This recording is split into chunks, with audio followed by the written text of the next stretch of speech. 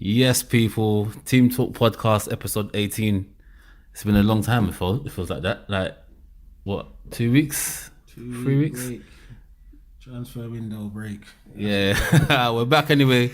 Myself, Samuel Law. I got Coach with me. Coach, what you saying, bruv? Nothing cool, man. It's good to be back, innit?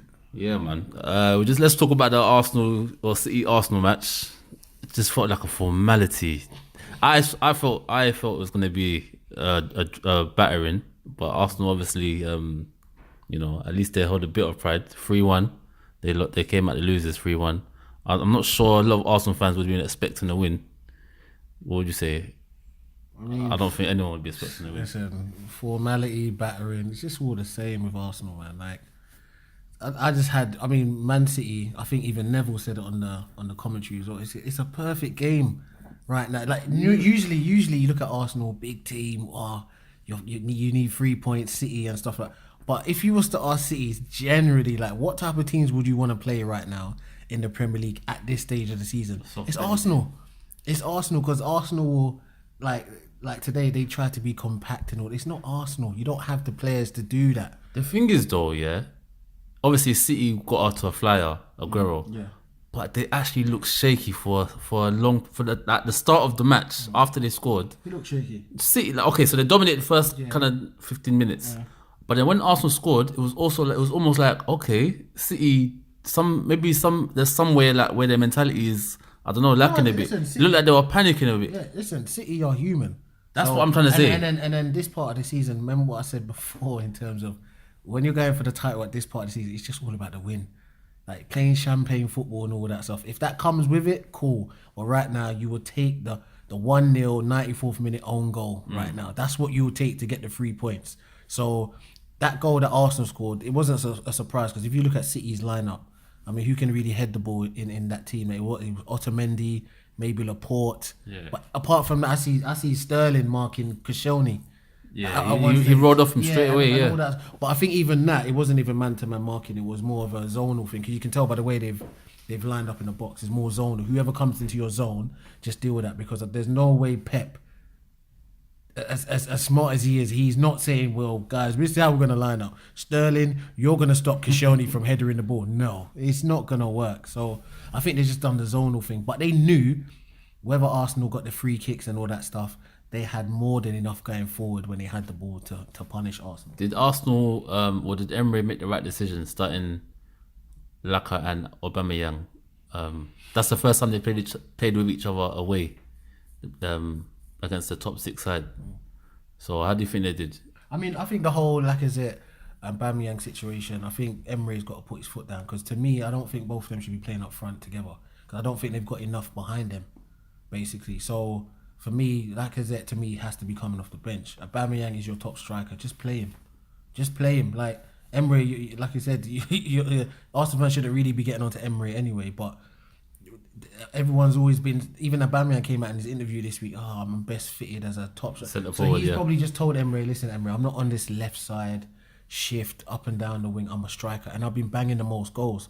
And then you've got Lacazette, who's he's actually, but is he better than Aubameyang? This is what I'm trying to say. He's not a better finisher, he's not a better marksman. But do you think they would have been better fitted if they had Aubameyang up front and Ramsey behind? Yeah. That's my whole point there. Yeah. We're not saying that Lacazette. Because away against City, you're not gonna have the ball. Yeah. You've got 2 strikers on. You're taking away from your team, basically. Do you get what I'm saying? So for me, it was probably better fitted for Ramsey. Who can do a bit of both of the work, the defensive side, a little bit more of the attacking side, and just make Lacazette come off the bench. Like, who's better, Lacazette or Aubameyang? Right now, it's Aubameyang. So Lacazette's just gonna have to take that on the chin. And if you want to be better than Aubameyang in his position, then you got to prove the coach right, instead of just forcing them two in this match. Because if you're going to play them two up front, you have to go for it.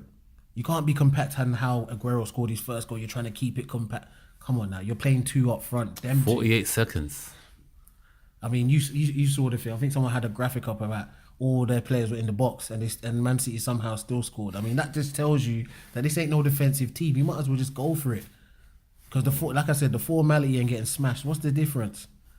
The mentality is still the same. I don't know. Arsenal, don't quote me on the actual number, but I saw a stat just after the game. Arsenal against the top 6 sides since 2015, 27 games, no wins away against the top 6. It doesn't surprise me. But that's not good enough. It's not good enough. But once again, they're also it's the Wenger to the new manager transition, and Wenger was there for a bit too long, so that dragged out that record. And Emery's now come in, and he's also just started as well. He's so inherited this is what I'm saying. So I think like I said, with Emery, any real Arsenal fan ain't gonna put nothing on Emery this season. As much as sometimes they look at the performance, oh, you should have played Ozil, or you should have played 2 up front, you should have played... Listen, the guy is still finding out what the squad is like. If you're an Arsenal fan, from outside looking in, would you think, okay, the guy we've got in charge is going to take us the right direction? I don't think that's the question they need to ask. They need to ask if the LA Rams owner is going to take them forward. That's what they need to ask. And where's the money gone? It's deeper than that. I was saying it for so many years that it's deeper than just the manager. And, I got criticised by a lot of friends for it. Because I was saying it's the board. Yeah. Everyone was saying, what do you know? It's not confirmed. It's obvious now. The Rams are in the Super Bowl final tonight. A lot of Arsenal fans will be hoping that they don't win. I'm sure. But, Kroenke, he had the project. He put money into the project. And where did he get the money from? Who knows? Who knows? Yeah, a lot of Arsenal shirts. But like Aguero hat-trick. You know what? During the game, shout out Gabs. He actually put a question to us. He said, "Who's a better striker, Aguero or Henry?" Henry. That was quick. Yeah, it's not. Yeah, I said Henry, but I wasn't so quick to say it. I don't want people disrespecting Henry like that. Henry was scary. Listen, when it used to be the Man United Arsenal rivalry, every man knew, is Henry fit or is he not fit? If he's not fit, cool. But when Arsenal had Henry in that team, in those prime little 3 years that they had, Henry was scary. Henry made me scared. Yeah. When we got to Highbury, I used to be so scared about playing Arsenal at Highbury with that. With Aguero, once again, top striker, man. Can't take anything away from him. Top. That's why when people talk about Kane and all that, just get Kane out of my face. Do you know what I'm saying? Aguero's still about. He's still the main man in the Premiership. But obviously, just for me personally, I just think Henry put the fear into me. Aguero doesn't put the fear into me. Man City's team, when they're clicking, put the fear into me. But in terms of just one player, Henry was that player. You know what I was going to say as well? KDB. He played today full game, He's not fully fit, you can see. He's a bit rusty, But if they keep him fit, how much of a say do you think he has where this title goes? I mean, listen, him playing 80% is better than most of the Premier League anyway. So he was levels above to that anyone. So I'm just saying, for me, that team itself, they've assembled a squad. So if he's not playing, obviously he's a big miss in that, but they have sort of suitable replacements for him that can keep it ticking until he comes back. They've missed him though in certain games this season. They've missed him, of course, but what it is that you're gonna miss your top 11 players if one of them get injured. That's just every team, but it's what you're bringing off the bench and stuff like that. Do you get what I'm saying? We got Arsenal fans screaming about Dennis Suarez, who's alone. What do you think about Suarez?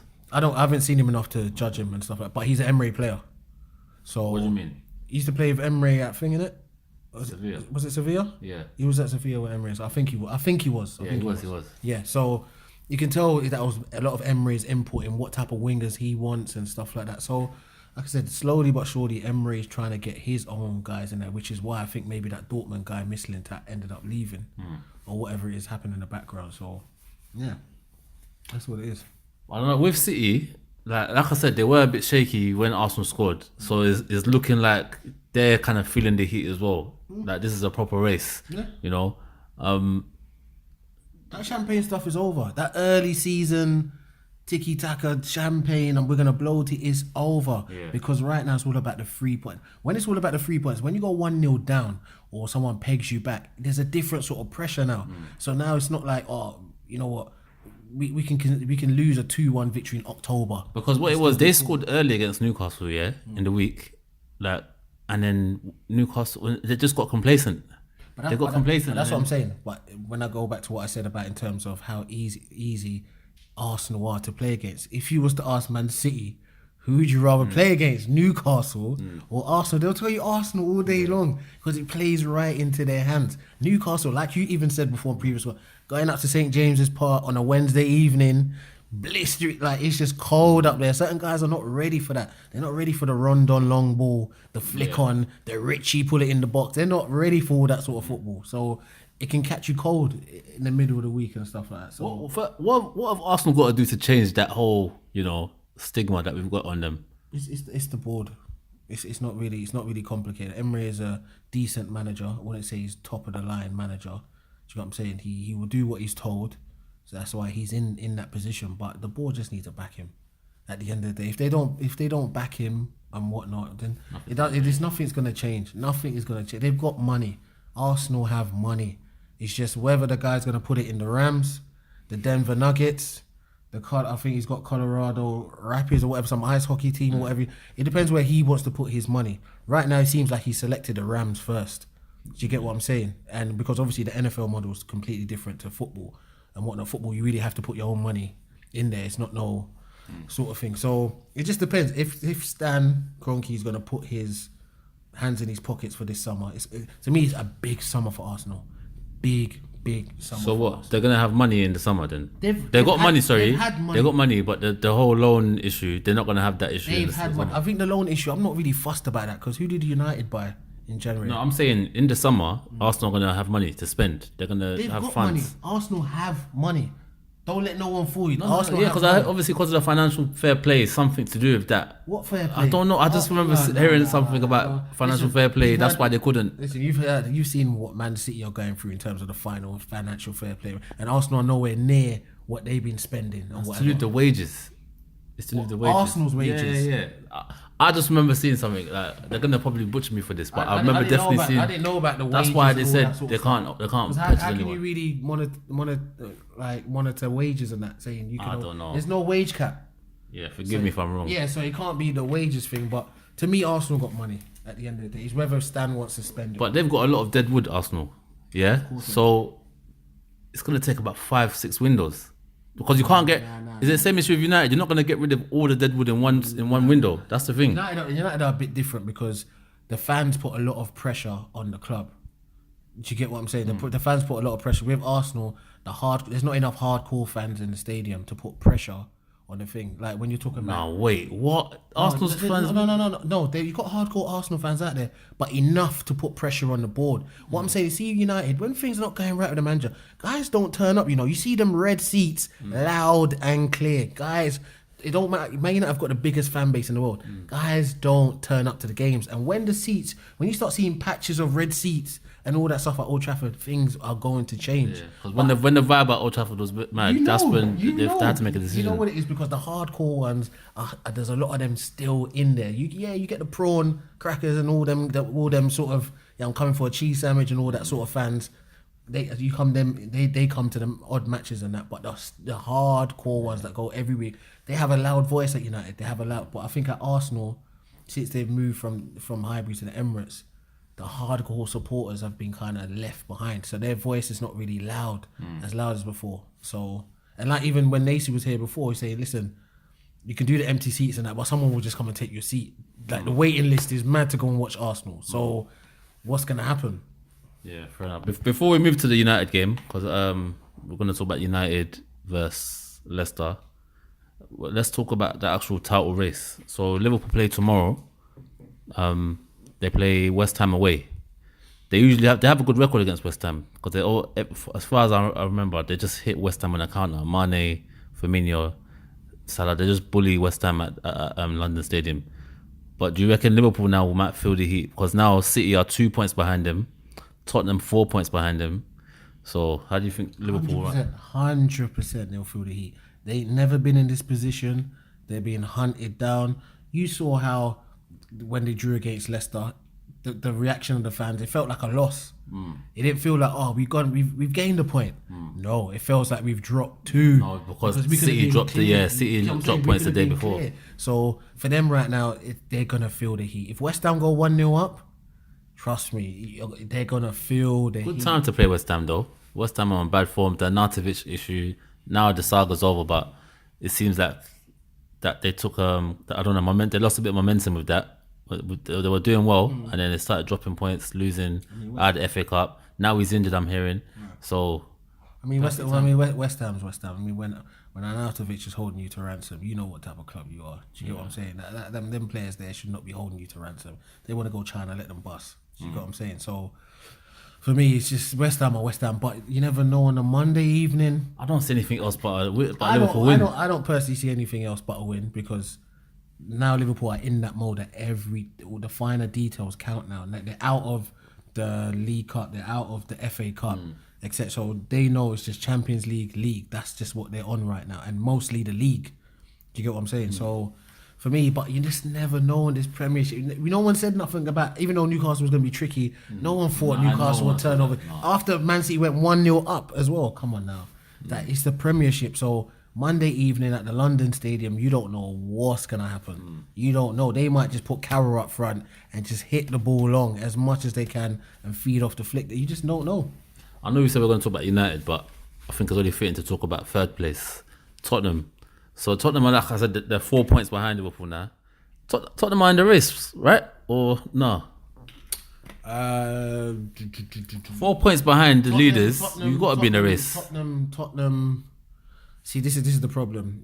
We know that mathematically, when you look at the table, Tottenham are in the race, but then their manager will start talking nonsense. Yeah, but Klopp's manager, Liverpool's manager, Klopp, was kind of at least putting it off for the last part of the season. No, the last part of the season, but after Christmas, if you've listened to Klopp, he understands you can't be fobbing that off no more. It's title time. You're at the top of the league. You're at the time you was 5 points clear. You can't be talking about we're not really in game it. at a time. You're in it. It's just as simple as that. You are in it. If you want to play it down a little bit, but guys know you're in it. With Spurs, it's just I just don't know the mentality of the players to the manager to the fans. I get 3 different vibes. What vibes do you get from the fans? Yeah, the ones that I know. Some of them say they're in it. Some of them are just want to finish above Arsenal. That's all they care about. Then you've got Pochettino. 1 minute he's saying, we're nearly there. We're just there. Then the next interview is, trophies are just for your ego. It's not really about trophies. So I don't know where his mindset are. Then you got Hugo Lloris coming up saying, listen, players are only judged on winning trophies. Do you know what I'm saying? But that's the man that's won the World Cup. So his vibe is totally different. So that's 3 different vibes coming out of Spurs. And then we know about you Spurs. finish, you'll all be singing from one hymn book, basically. It should be. But what it is, this week Spurs will be in a title race. Then next week they won't, because they'll go and lose a stupid game. That's what it is. Same with Wolves. When they were in it, second place behind Liverpool, chasing them down, they came to Wolves at home. Wolves just turned them over. All of a sudden they're out of the race. And are you saying there's no excuse if that's the case, if they drop points? There's no excuse. That's what I always say. If everyone's pumping up Pochettino to get them in that position, you're in that position. You now can't say, it's the players. That's why he don't have no backing or whatever. Yeah, but look at the top 6, yeah? Probably, I'll say Arsenal as well. But no team has been depleted the way, their main players, literally. Not even Arsenal's main players. Arsenal just have a lot of players out. Fringe players are out, defenders are out. Harry Kane is out, your main striker. Dele Alli's out. Son was just come back. So should we give Pochettino a bit of slack? Okay, he's doing what he can with what he has, and he's third. If we should give him slack, we should just cancel him off the title race. We don't even mention them in title then, because you're bound to flop. That's what it is. For me, I just like people that give it both ways. If you're up there, you're challenging. Admit you're challenging. If you're not up there, you're not up there. Just don't play the both sides. That when you're up there, it's Pochettino, this, that, and the other. But then when you flop, like Spurs always do, when the pressure is on, because once again, they're back in the race. How? Because no one spoke about them. There's no pressure. No one thought you got Kane injured, Ali injured. You're not going to be around there. But I rate that, because I was personally one of the people saying they're definitely going to drop points. But there's no pressure. That was pressure. Definitely there's pressure. When Spurs excel is when they don't have pressure. No one's talking about title. No, but it was pressure when Harry Kane's out, Dele Alli's out. All eyes were on Tottenham. I know it was. The game against Fulham that Harry Winks scored in the last minute, I thought they were going to drop points. I think it was what was the scores? I know Fulham scored first. I don't know if they nicked a point or they lost that, or they won it. They won it. Who scored? I think it was Winks last minute. Yeah, Winks last minute. Yeah. So what I'm saying, I thought they were going to drop points there. Okay, but what I'm saying is that we're talking about Spurs and title. That was the opening question, Spurs and title. And to me, I'm saying that when there's no pressure, Spurs will find their way in the title race. Now that we've fixated on them, but I'm saying it's a different kind of pressure now. The pressure that they've had to go through recently was, can they do it without the top players? Can the other players step up, But what I'm saying is, can they do what? win games, and they've won the games? Okay, they can win Which games. is why now they're 4 points behind But Liverpool. this is what I'm saying. But are they in the title race? Yes or no? I think they're in the title race. Okay, that's what I'm saying. But what I'm saying about Spurs is you hear three different things from the fan base, the players, and the thing. Lloris will say you're in the race. Pochettino will say no trophies. Do you expect Spurs to keep third place this season? Like come May, do you reckon? I expect them because I think Kane will be back next month. I think Ali's supposed to be back next month as well, and stuff like that. They still got a solid team. They've always had a solid team. It's never. I know Kane takes all the plaudits and that, but it's never ever been Kane or bust with them lot like that. To me, it's never been like that. Basically, it's just if you want to get to the next level, you need a Kane and someone that you can just rely on to get you the goals. But Pochettino's always had the mindset of it's the team. He's always built that Spurs team. Yeah. It's not always built around one player. That's how it should be, in my opinion. Yeah, that's why Son's always popping up with goals and all that sort of stuff. And Lucas Moura might come in. Llorente is getting a few goals. That Llorente wouldn't sniff any other six. See that game against Watford? Was it Watford? Watford, yeah. Yeah, Watford. They showed character to even come back. Of course, it's showing character. But like I said, if it's showing character, cool. Let's just leave it there. But when you're talking about title, they're in the title race. Now, if Liverpool win tomorrow, are they in the title race or not? I think that's 7 points. 7 points is still up because fourth place is Some what? Tottenham fans will tell you no. They'll tell you, 7 points is way too much. Plus with the injuries and blah, blah, blah. They'll just tell you we're out of it. We're done. We're finished. Okay. So it just depends what Liverpool do tomorrow. If Liverpool lose, then they have no leg to stand on. They are in the title race. Let's talk about United, man. Solskjaer, is it 8 wins out of 9? Yeah, but this is not looking good for you, know. This ain't looking. This is not the second time you said this. But it's not looking good for you because you want Poch. But it's not looking good for you right now. It's not. Listen, it's not. This is a win-win situation. It's not going to lose. Why is it not? Why is it not a win-win situation, bro? United fans. Wait, you're backtracking that. No, wait. Hold on. Okay, let me just clarify. How is this a win-win? Because you want Poch. I want Poch. Okay. Yeah, and I even still want Poch. Looking at what Solskjaer was going to do, so you never said, "Let me wait to the end of the season before I see who I want." You said you want Poch from the out. Oh wait, no. When Jose was on the fringe of getting sacked, yeah. I knew Pochettino was not going to get bought out, yeah? So I said, let's get a caretaker and we'll get Poch at the end of the season. That's what I'm saying. So you're on Poch? Yeah, so that's what I'm saying. So I still want Pochettino. But what Solskjaer is doing, if he keeps it up, I don't see why we should look any further. You've got someone that knows United way. The problem is everyone's a bit lost in the sauce. What he's done is fantastic. He's gone on, he's taken tests. You got what I'm saying? Arsenal, Tottenham, he's taking tests, whatever. You got another test with Chelsea, PSG coming up as well, Liverpool coming up as well. So there's a mad games coming up for him.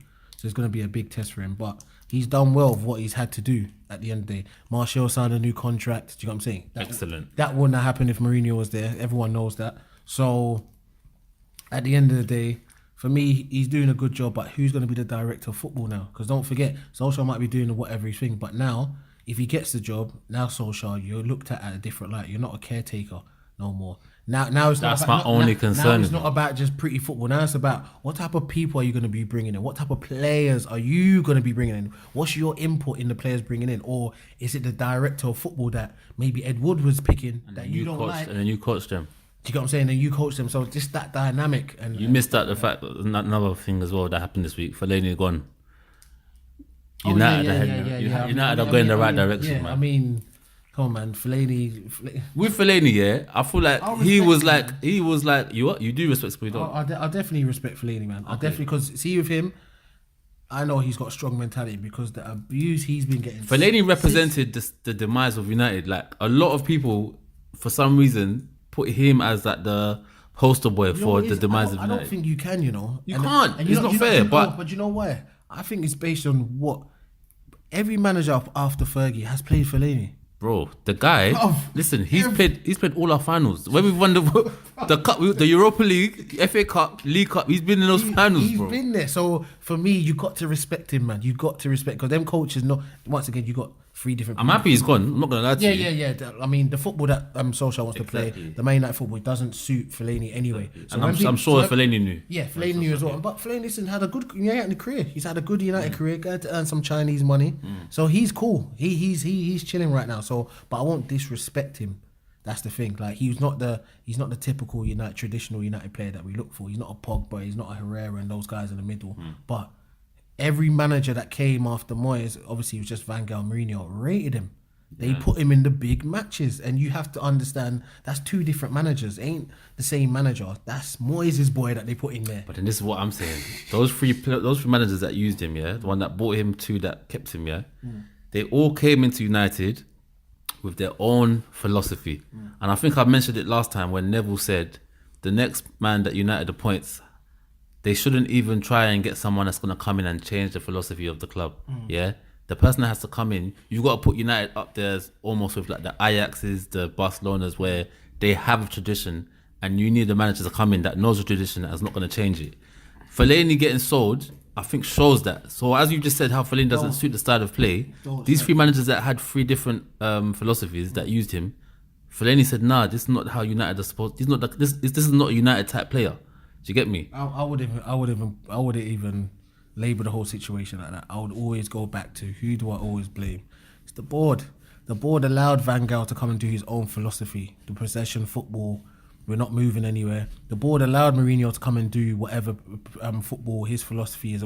They allowed these managers to come and do it. So it's not like Woodward said, yo, we're going to hire Van Gaal, but Van Gaal, this is what you got to do. This is the United way. Woodward allowed these guys to have no one's told Solskjaer to do anything. He's probably come in. No, but what I'm saying is that it's got to so far deep in where guys have to go all the way back to the traditional United, and whose best way to do it is Solskjaer right now. So has Solskjaer shown that is the way forward? So how you said that we had to go all the way back to realise that United play this way? Solskjaer opened their eyes, so their next appointment has to be I think Mourinho opened up the people like Woodward's eyes.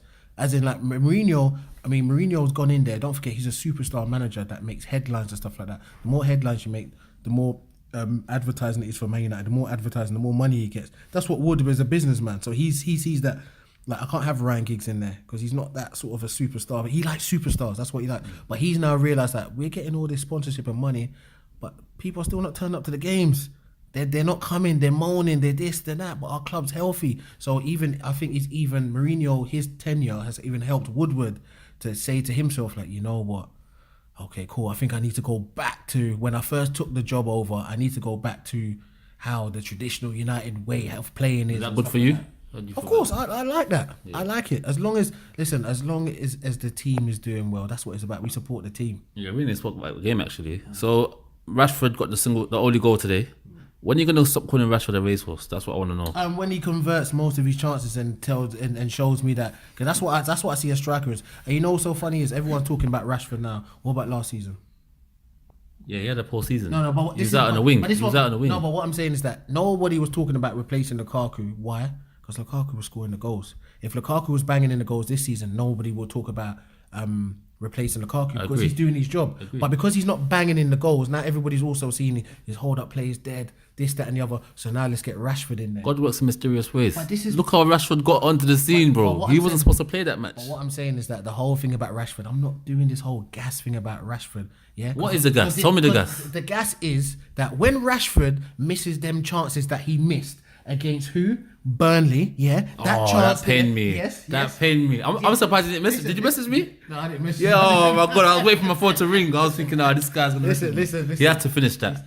It's stuff like that, but because I'm hoping that he will mature and understand that those chances are critical in them games. If he scores that, we win. He missed one early before he scored today. But this is what I'm saying. So for me, his conversion rate is not good enough for a top striker right Lukaku's. now. But what I'm saying is that he's the form striker ahead of Lukaku right now. Same way last season, Lukaku was the form striker. That's why Rashford had to play. When Lukaku was in form.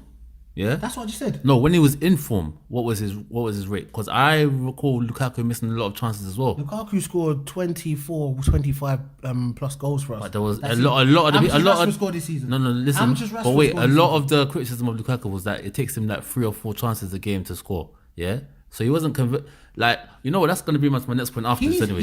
Listen to me. He is more proven when you're talking about striker going forward than Rashford. Rashford's already started the striker thing this season. And maybe he's been a blessing in disguise because maybe if he was put in a bit earlier, his cracks would show up a bit more. But now maybe he's matured a bit more now. Because even Solskjaer was talking about doing striker lessons with him in training and understanding that. That's why I mentioned him as a racehorse. He's always 100 miles per hour in front of the goal. It's never calm yourself down and just tuck the ball away. Beg your pardon. Did you see the way he took that goal today? I'm going off Solskjaer's words. Okay, but today. No, I'm not saying today. Okay, okay. He brought the ball down. Composure, right? This is what I'm saying. You know, Rashford has that's what Rashford can do. in 12 games, his last 12 games. 12 games. In his last 12 games, coach, Rashford has scored 7 goals and 5 assists. And what did Lukaku do in his last season? 8-9 months. What did he do? His last season, 8-9 months. Was it better than Rashford? Yes, it was. So give me 8-9 months of Rashford. Don't give me 12 games. I'm not interested in 12 game stints. Give me a season of Rashford where I can say, yeah, you know what? You are the main striker for Man United. Now, lucky enough that obviously Solskjaer is more of a manager suited to Rashford. Do you know what I'm saying? He's a youth player.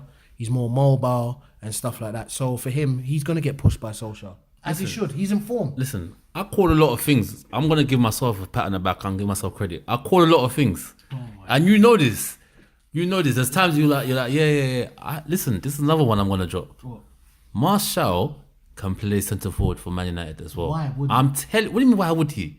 Listen, he can't. He's too lazy. Too lazy. So he'd rather play Martial on the wing that he has to track back. Yes. Listen, I'd rather play him when I tell you why.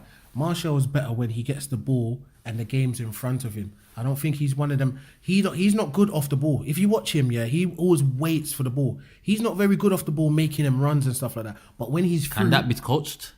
It can be coached, but Let me tell you, it can be coached. But right now, if you look at Rashford, like he needs to be watching Rashford's movement off the ball. Okay, you're saying movement, and I agree. Yeah. Martial, when you said Martial waits for the ball to come to him, and then he's gone. He does that a lot. Yeah, he's gone. You know, Martial is the best finisher in Man United. I'm telling you. I have seen Martial live. He's a monster, bro. When he's in front of goal, I'd rather if you had to tell me to pick a player in front of goal for United, Martial all day. He finishes, but it's about getting in those positions. Yeah, that's where he needs to mature. If you want to be a centre forward at Man United, you need to do what Rashford's doing on and off the ball. That's what you need. Even to a certain extent, he needs to look at Lukaku, what he's doing. Certain times when he's not scoring and whatnot. Lukaku, this is the thing with Lukaku as well. To see today, Rashford, I hold my hand up. He was not holding the ball up today. Like, we were just not retaining the ball. That's not his attribute. So I thought to myself, you know what? I said, you know what? I'm not even going to be mad if Lukaku comes on today. If Solskjaer brings on Lukaku, I can't be mad. Lukaku came on and it was even worse. He was even worse. Listen, hear what I'm saying, yeah? The ball was bouncing off him. Hear what I'm saying. This is why I don't want Man United fans to start shooting themselves in the foot. Let's not disrespect Lukaku. I am not disrespecting Lukaku. I'm going by what I've seen. This match today, Lukaku was worse when he came on. What I'm saying is that I could go back and look at Rashford last season and tell him how crap. Like when Rashford misses chances, I even hear the commentators and unlucky, rare. All this biasness going on. If that's Lukaku, this time Lukaku set you up. Lukaku did well. That was good hold up play against Burnley. Set you in, finish. You couldn't do it, but guess what? Guess what the commentator said? Oh, lucky. He was stretching. He went with the outside of his foot. He maybe could have went with the inside. No, it's not a maybe thing. Open up your body and tuck it into the corner. That's what a big striker does. What was he trying? I didn't want to think about that. I think he was trying to flick it over the keeper of the outside. Can't do that. That's confidence, though. He's confident. But this is what Solskjaer's talking about. Those little things, Rashford, you now have to understand that's a big mistake in that match. Now we can look at the Phil Jones and everyone at Pereira, the back. Pereira, no, everyone's gonna look at the Pereira thing, But to me, if Rashford scores that, it's a different game. Do you get what I'm saying? That's a mistake by him. That's also cost the team 2 points. Yeah. That's how I see it. About Pereira, actually, quickly. He's over. When I messaged you, I said he's done. He's done, man. He's done. He was done before that game. But then for some reason in the interview, the press conference, and asked him about that, so he probably thought, listen, Burnley, but Solskjaer made a mistake that game. Yeah, he did. He got cocky. Not first strike, sorry, his first mistake. He got cocky. He got cocky and thought, I can put anyone out there. No, you don't have that squad, mate. You don't have that squad where you can put anyone out there. And Pereira has not. He's not. If you're going to arrest Herrera because he played a lot of games, then Fred, surely 50 million, you put him ahead of him. Right now, maybe what Mourinho said about Fred is just true. Like Fred just needs a year to settle in. That's the thing. You just need, and then everyone's like, we got a 60 million midfielder and he's on the bench. Why is Mourinho doing? Solskjaer's coming and done the same thing because he can see that Fred needs to settle. To me, I'm judging Fred from next season. You've had a year to settle into English football, the tempo and everything. Let me see how you are next season. That's what I'm Perfect segue, yeah. Someone that has settled, that when they first came, I thought this guy is not a United player. Yeah. A year on, he's looking like our main defender, Lindelof. I know the jury's still out. Some people may not be fully convinced yet, but he is growing into that position now, and it seems like he's now comfortable on the ball. He's comfortable in situations where it looks like where before he would panic, he's now, slowing the game down in his head. He hasn't got the pace, so he's using his football brain, and that's what I'm getting from him more now. And I think him and Bailly, if providing Bailly stays fit, that has to be that partnership at the back. Nah, we got to get other defenders. I mean, we've re-signed Chris Smalling, which is hurtful. Jones hasn't signed yet, so Jones might be on his way out. Listen, I won't be surprised if I hear tomorrow he signed a new 4-year deal or whatever it is. It's just hurtful. But we can't go. We need a couple new centre backs. Now Lindelof, once again, it's another Jose sign or whatever that just needed a bit of time. It's same with Vidic, same with Evra. They just need time. The Premiership is a whole different beast. When you're coming from Portuguese league, where most of the stuff, you're not getting no rundowns and that, flicking the ball. Everyone's trying to play neat football, tidy football, round the corner. You can get in front of the defense, in front of the striker. No one's doing the hustle and bustle, long ball, carol, this, that. They're not doing that in them leagues. So when you come to this league and you're getting bullied around by the Antonios and them sort of players, you're like, yo, what's this? And once again, it's not that you're playing for West Ham. You're playing for Man United. It's going to be blasted all over the papers that you're not good enough for this level. But that's the same where Vidic was. Same was Evra. They need to settle. You need to give them a year. Then after the year, see what they're like in the second season. So what? So you're saying keep Solskjaer for now in terms of like just don't make a decision, don't rush. Because that's what I'm saying. Don't rush. Just let the season play out. Because I think the next run of games, I'm sure is like... Yeah, February is a mad month. City, PSG, so it could all unravel for Solskjaer. It could all unravel for him. Do you get what I'm saying? So, for me, you just got to just be patient and stuff like that. But it also depends on this director of football that's supposed to come in. That's going to be a big indication of what's going on, to me. That's going to be a big... Now, if it's the director of football that maybe Solskjaer's had input into, or that can work with Solskjaer, then that's a big indication that Solskjaer will get the job. But if it's someone like a Pochettino guy, because there's no point in bringing Pochettino and your own director of football, what's the point? That we're still starting from square one. There's no point, there's no continuity between the both. So the director of football will let me know what direction they're looking to go. Chelsea. Let's discuss Chelsea, man. You know what? I'm not even gonna start from the Huddersfield game. We'll start midweek. No, we'll start midweek. So Chelsea lose 4-0, to Bournemouth. They got battered like that. I could not believe the way Bournemouth were just moving the ball around Chelsea in that second half. Like I could not believe it. I thought, okay, these players, their mentality is done. Sarri is done out here. So Sarri locks the players in the change room at the end of the game for like half an hour, and he kicks his backroom staff out. Do you think Sarri is picking a fight that he can't win? First of all, Sarri was always going to lose this fight because he was never going to be there for 5-6 years. That's just the Chelsea model. Like people just got to know that. That's why when people try and stir up stories with Sarri, and then they got Hazard in front of the camera saying, "Oh, your man just said you're not a leader." And that, why is Hazard laughing? He knows why he's laughing because, bruv, I'm either off to Real Madrid or I'm going to stay at Chelsea longer than Sarri. That's for sure. I've seen managers come and go over here. The Mourinhos, all these guys have come and go, but I'm still here because I know the Chelsea model. The Chelsea model is the manager, do what you need to do, and we're going to move on from you.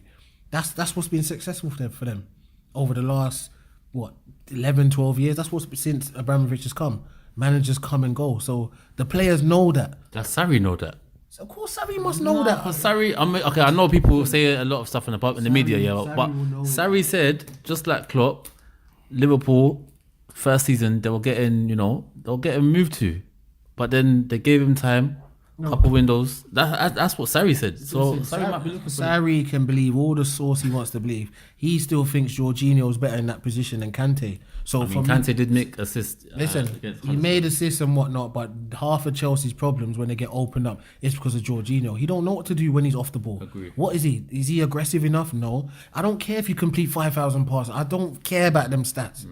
when you're in the DM position, can you win the ball back for the team? He's not quick But enough. guess what? You got Kante doing your job, and then Kante's going to do his job, and that's just Superman in the middle at the end of the day. So for me, Sarri, he's not on borrowed time or nothing like that. I just think if you hear Sarri's got a new contract, don't be surprised. If you hear Sarri's getting sacked, don't be surprised. But the players will just stay the same at the end of the day. He's not buying the players. It's that Marina woman that's buying the players, because Abramovich is not here, so she's in charge, and Amalo's left Chelsea, so she's the one that's buying the players. Do you get what I'm saying? That's why she's messed up this whole Hudson-Odoi situation. Do you get what I'm saying? He stayed, obviously, now. Obviously he's gonna have to stay, because unless when Pulisic comes, then he'll bounce. But so you see with this Chelsea situation, yeah. When are we gonna start looking at the players? Why would you look at the players? Because it seems like their mentality, like you said, they know the way the model is. Yeah. So the players are culpable in terms of they just down tools at times. Chelsea, that's a sugar daddy club. Do you get what I'm saying? That's what it is. Like, we're coming here to get paid. We live in London. It's all great. Managers come and go. These players know this. So it comes from the top. Do you get what I'm saying? Like, Sarri can say what he wants, but Sarri's doing the whole Napoli emotional thing, as in, like, he feels like he's a real manager. Sarri was genuinely confused. He said, I had to keep the players in the change room because I wanted to know what happened in that second half. We conceded the first goal, and I want to know what happened. It was midweek, innit? Yeah. He said, listen, Sarri, let me just tell you something about England, yeah? There's certain guys that turn up to blustery Bournemouth on a Wednesday evening that are not interested in that. The ball swirling through the air, like Jorginho's looking around thinking, yo, what is this? This Brooks guy's around me. I've got King on my ankles. This wasn't happening in Napoli. I had time on the ball. The weather was nice. A blustery Wednesday evening in Bournemouth. It's not what certain guys can be up for. That's why the top players and the top teams, they get things done in them conditions. Certain players they're just not ready for that. Hazard's not interested. Oh, no, but wait, I was going to say Hazard, yeah? Because this is my thing about Hazard. And I know it's not Superman, he's not going to carry the whole team. But there's just games where, like, even that game there, yeah? He's back in his preferred position now, left wing. And he was a mess as well. And I know, obviously, if the whole team is playing bad, you're going to play poor. But this is the world-class player that everyone's singing for. Like I said, even the Hazards are not interested. But you put Neymar in that team on a Wednesday night in Bournemouth. Certain guys are just... It's the mental game as well. Certain guys are not up for it. That's why they're not at the top of the table going for the league, because it's them games there that they're getting turned over too many times, and you shouldn't be. Because when they went back to Huddersfield now, at home, 5-0. It's great. The weekend, it's lovely. London. Do you get what I'm saying? This, that, and the other. Is that result papered over the cracks? That 5-0. Of course, because Huddersfield are coming. Huddersfield are already in the championship. Yeah. They're already in the championship. They've already brought the manager in, knowing that they're going to be in the championship. They didn't bring Sam Allardyce or someone like that to come and save them last minute. They brought some no-name guy. Obviously, football circles will know him, but some no-name guy from some B team, obviously Dortmund B team or whatever it was. They brought their new manager, Huddersfield. I don't know where he's from. Yeah, so this is what I'm saying. I don't even know where he's from. So he's not coming to save them. He's coming there to listen. We're going to rebuild next season. We're in the championship. Let's just finish these games off. Yeah. Let's Let try me and see practice who I'm on going to stuff. try. Who am I going to keep? Who am I going to tell the chairman I need to sell? Stuff like that. And then that's it. Done. But Higuain obviously got 2. Both of his goals he took well. Could that be, obviously now Hazard, like I said earlier, he's in his preferred position now. He's not playing centre forward. Can Chelsea go on a run now? I don't think so, man. I think Chelsea, you just got to see them week to week. They might blow out a lower league team 5-0, but they'll just get turned over 3-0 the next week by somebody else. So that's how their season's been. That's how all the Sarri gas just wore off. Nice and easy about Sarri lets them play with Sarri freedom. ball. Sarri ball lets them play with freedom. See what the freedom's getting you. There's no defending going on. That's what the freedom gets you. So at the end of the day, they're just week to week. That's what they are. They're just week to week. You'll find out what they like, and then just go from there. Alright, so you know what? Might as well, before we head out of here, let's talk about the actual preview for City. Who's at home? Yeah, City versus Chelsea. So how we're talking about Chelsea dropping points potentially over the season. Is that who do you see winning that game? City's at home. Yeah, I expect City to win. To be fair, I think obviously it'll be much closer than the Arsenal game today, but I expect. I actually don't think, You don't think they'll win? No, I don't think it'll be a close game. I think it's going to be... Because City, when they went to Chelsea... Chelsea, when they went to Arsenal, to Emirates, they were poor. Yeah. When they went to Bournemouth, they crumbled. I think they crumbled. I think away, the mentality of the players, yeah. I don't care about that 5-0 win against Huddersfield. I thought the mentality of those players is all wrong. Yeah, but for me, they're gonna give up so quick once that first goal goes in. Like Arsenal today, when Arsenal got that goal from Koscielny, okay, it was 1-1, so City got a bit shaky. Yeah. But if City score early, that's gonna be a mad scoreline. I'm telling you. I wouldn't be surprised on what you're saying happens or what I'm saying happens. I won't be surprised if it's a tight game, but I won't be surprised if they get opened up too. It's just how Chelsea are right now. It's just how Chelsea are. So who do you see winning? You think City? yeah, City will win it. City will win it, man. City will win it. Like they've got the squad right now to do it, and they will win it. Like even if it's a 1-0 or 2 or whatever it is, I fancy them to win it. Well, they're gonna have the majority of the ball. Yeah, they have to be wary of the Higuains and stuff like that. But is Higuain really going to pressure from the front? Is Hazard really going to track Walker? I'm saying who's going to play on the right? Is it Willian? You know what I'm saying? Is it Pedro? Then you look at the middle. Yeah, Jorginho versus who? Jorginho is going to be having to pick up Sterling in the pocket, probably Sane in the pocket. Do you know what I'm saying? Bernardo Silva in the pocket. You know, David Silva. And he had a poor game against them in the Community Shield, Jorginho. When he first came. I just don't rate. Listen, I haven't rated Jorginho when I saw him, when I went to watch England versus Italy at Wembley. I saw him playing live. I'm just like, at the time, it was all Man United. It was after it. Man United. I was just like, nah. This guy, we can't be like this. And this is a DM. He was playing DM for Italy. Yo, England was opening them up with ease. I was thinking, nah, Jorginho's not that guy. Not that guy at all. It's not Can't you have a year to bed in as well? Listen, you know when you see certain guys like Jorginho, when they're telling me stats about 5,000 passes, I know what that's masking. That's masking your other capability. Not one assist. Now, the assist thing, I don't mind because you're playing DM. So I don't mind that whole assist thing. But what I'm saying is that when you don't have the ball, I see him as a liability. Someone you can pick up. Can you imagine putting Pogba on him as we're going forward? It's all over. Do you get what I'm saying? Like, he's the easy pickings when Chelsea don't have the ball. Take Kante out that midfield. It's all over. It's all over. Do you know what I'm saying? Kante does Barkley's job, Jorginho's job, and his job, and goes forwards and gives assists. That's what Kante does. He makes that midfield dynamic look so much better than it really is. So that's what it is, man. So what's your prediction for top 4 then? In order. Man City, Liverpool. So Man City for the title. I just hope to God. That's more hope than. Listen, I think there's a long way to go. There's a lot of games or whatever. So, but for me, I think Man City. Obviously, Liverpool, they're going to be 1 or 2, either one. Tottenham will be number 3. I think the fourth one is... You don't want to say United. No, but I'm saying it's wide open because it's each week. Like the other day, we dropped points against Burnley. Yeah, Arsenal won. Yeah. Next thing you know, this week, and what is it? We're 2 points behind Chelsea now? Well, 2 points behind Chelsea, we're in 5th place. Do you see what I'm saying? So from week to week, that 4th place thing, but wait, Man United have Fulham on the weekend. At home? Away. 12:30 kickoff. I see United winning that. But obviously, because United have PSG in a week, I'm not sure if Solskjaer rest players. But let's just say we get through that. If Chelsea don't win against City, United are in top 4. This is the first time since I think August. And I'm top 4 for you, man. So it's why don't you want United to get top 4? I don't understand. I just don't really care. It doesn't do nothing for me. No, but you don't want Europa nights though. It doesn't do nothing.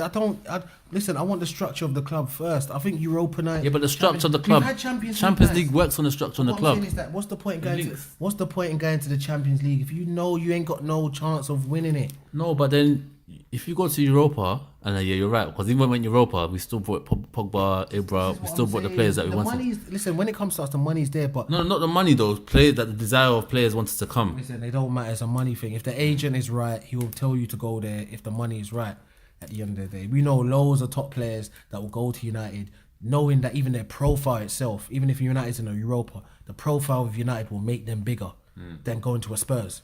That's in the Champions League. Do you get what I'm saying? So the top 4 thing is not for me. It's just not for me. It's title or bust. I checked out a long time ago with this season. I just want to see the structure of the club come back. Now you started with Solskjaer in terms of tradition of the club. Now find whatever manager permanently and find a director of football that's going to work with them. After that, we can start thinking about moving forward together. Before we had that, put in the cut of the line. Who gets top 4, man? Gotta go United, innit? You put I'm going United. United. Alright, so boxing, because I'm just remembering now. Dylan White, did you see Dylan White? Dylan White, one of his guys fought yesterday on the card of Ted Cheeseman.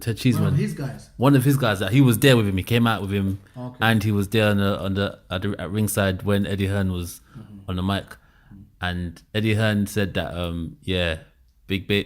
AJ is gonna fight Big Baby in America. Is looking like so that April date in Wembley is a myth. I like that. I like that move from AJ because you got to go to America. At the end of the day, you got to go to America. Plus, Jared Miller's been talking the most. I didn't even want Jared Miller to get the opportunity. Yeah. I don't like that guy. It's good for AJ to go to America because if AJ goes to America, and he does even anything close to any Wilder numbers, or he sells out Madison Square Garden and that just shows you that you can't come and ask me for 50-50. I'm coming to your country and I'm selling. You go and sell out Madison Square Garden then. Go and do that then. Do you get what I'm saying? So, and like I said before, and it's been proven, Wilder never wanted Joshua. Yeah, never wanted him. I don't know how much evidence you need to see that the guy keeps talking about Fury. Fury ain't got no belts. Plus, you said I knocked him out. The count was too long. So if you feel like you knocked him out and the count was too long, and AJ's got London and he's got Wembley, 80,000 people, he's got the belts, you've got the belt, make the undisputed fight. No, I want to fight Fury. But you just said you beat Fury. So which one is it? Now you're back to one champion, one face, rare. Now you're back here. I told you, Wilder is a backtracker. He's just a talker. One of them American talks. Same with Baby Miller. Baby Miller's just going to get knocked out nice and easy. Get the bag, and then he's going to go and fight Dylan White or whatever it is next. Dylan White's not happy, man. I think you listen to that clip. He was arguing with Eddie Hearn. He was I see. He needs to be careful. Why? Because Dylan, there was nothing going on. The public can see that Dylan White is getting boxed out. Dylan White, I'm not always up for promoters, advisors, and all that stuff getting the lion's share of the credit. But Dylan White, there was nothing going on for you, yeah. After that AJ fight, when you got knocked out, yeah, and you had your face was in the ropes and all that stuff. Your hand was hanging out the ropes and all that. There was nothing going on for Dylan White. All of a sudden now Dylan White's a pay-per-view fighter. Dylan White got knocked out. Pay-per-view though. Would you have ever said Dylan White is a pay-per-view fighter? It depends who the opponent is. Come on, man. Dylan White. When he got knocked out against AJ before he went to at the time when he got knocked out, no. That's what I'm saying. Before he went to Matchroom, because don't forget he wasn't with Matchroom when he faced AJ. Yeah, but okay, forget. I'm saying he fought top opposition. He fought like top 10 fighters. No. That's after Matchroom. Yeah, I know. That's what I'm saying. Yeah. So what I'm saying is that he's walking around talking about this unhappy talking, this and that and rare. Listen, if you think you're worth 8 to 10 million and Eddie Hearn's offering you 5, don't take the fight. But also, don't go out there and act like Eddie and Matchroom ain't helped you boost your profile. Just keep it quiet. Just say, Eddie, we do fight to fight, cool, whatever. No, he wants AJ fight, so that's. He wants the AJ fight, but you can't outprice. This is what I'm saying. These guys can't talk about I want to fight AJ because some of them. You want the payday. You don't want to fight AJ. This is what I'm saying. But the one thing I do agree with White is when he said, if I beat AJ, you take what you offered me. And they said no. That's what I agree with him about. Because if I beat AJ, you should take what you offered me. Because now I'm the champion. So I'm going to give you a voluntary defense. So in the rematch, basically, you take what you given me as a challenger. So that's what I'm going to give you. That's what I respect. Wait, so you're going to give AJ the less bag, you mean? Yeah. That would never happen though. But that's what Dylan White, that's what Deontay Wilder said as well at one point. Cool, but what I'm saying is that on AJ's part as well, and I'm an AJ, I back AJ, but what I'm saying is that that's fair from White, to be fair. Because people are always saying, if it's not about the bag with AJ, back yourself. Well, AJ, if it's not just about the bag with you, back yourself too, innit? So if you get knocked out by Dylan White, go and get the cheaper bag and then knock him back out so you can go and get that big bag again. They will never do it. They will never do it. So that's why White just needs to be professional. Say, listen, I've sat down with Eddie Hearn. He didn't like my terms. Cool, I'm going to move to Brazil. Then after, if he beats Brazil, then he has to fight for the WBC. He's #1 contender. So that's Wilder's belt. Do you reckon that would do numbers? Dylan White versus Deontay Wilder. But Deontay Wilder don't want. What against Wilder or Brazil? No, after he'll beat yeah. Brazil. He'll beat Brazil. Yeah. Brazil's a punching bag. He'll beat Brazil. Yeah. So I'm saying against Wilder. Oh, definitely pay-per-view. Definitely. When do you think they'll do it? America. Yeah, it has to be America because he's a champion. Wilder's a champion, so he has to go over there. You can't be. No way he'll beat England. No way. He'll only beat England if he's getting paid stupid money, like Charles Martin when he came and fought AJ. He got like 4 or 5 million or whatever I heard. Charles Martin, 4 or 5 million. Yeah, he got a Rolls Royce. Knocked out. Yeah. Oh my god. What other boxing was there or is there coming up? I know we went about when Pacquiao fought Adrian Broner, but we all called it. We all said it. I thought Adrian Broner was gonna put up a better fight, but bro, when I'm seeing 8 punches maximum thrown in one round, that's your max level. Was he genuinely feeling that he won the fight? I just think, Adrian Broner is just milking the game for what it is. Nah, he's done now. That's his last one. For me, yes, that's his last one. But guess what? He will go and fight another big name. This one, but everyone wants to see the big name, not him. But he will eat off the big name. That's what he's about now. He's about eating off the big. It was all about Pacquiao. It wasn't about Broner. So he'd come and do your role, play the villain. Come and do your role play. I'll beat him. I'll knock him out. Watch what I do to. But you throw 8 punches, your most in one round. And he's been doing this for the last 4 fights. Yeah. Since Maidana made him do the stanky leg, he ain't been the same. When Maidana knocked him down, and that just shook up his whole boxing. He wants to survive each fight now. That's all he wants to do now. And then come on thing talking about, you don't like me. No, bruv, it's not that no one don't like you. You're just not good enough. That's what. And you're getting these paydays. You're in the ring Pacquiao. No, that's his last one, man. I know you're saying they'll use him as like the villain. Use him. I think people were genuinely just put off by his performance. Spence will be soon. Alright, talk about Spence. Did you see Furman's last fight against Jose Lopez? Yeah, I don't want to watch. Bro, he won, but he had some shaky moments where he was. Furman is a backtracker. That's why you don't want no smoke with Uncle Errol. Everyone needs to be more active for me, because he is the best boxer, but he needs to be more active.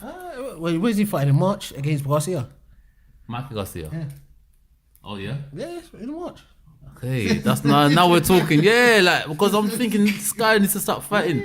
Mikey Garcia that's a good opponent actually. Yeah. Mikey Garcia, he needs to be careful too, because once Errol starts lacing your face, but then once again, Mikey Garcia is not a foolish fighter.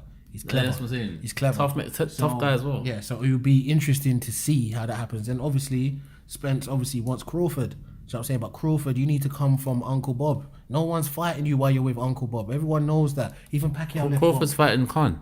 Yeah, he's fighting Khan, but I'm saying that after that, he will dust Khan. That's just simple. That's not even a fight to me. Yeah, Khan's another Broner. Khan is just, he's another Broner. Khan is another Broner. He's worse than Broner. Because guess what? At least Broner will go to the bag.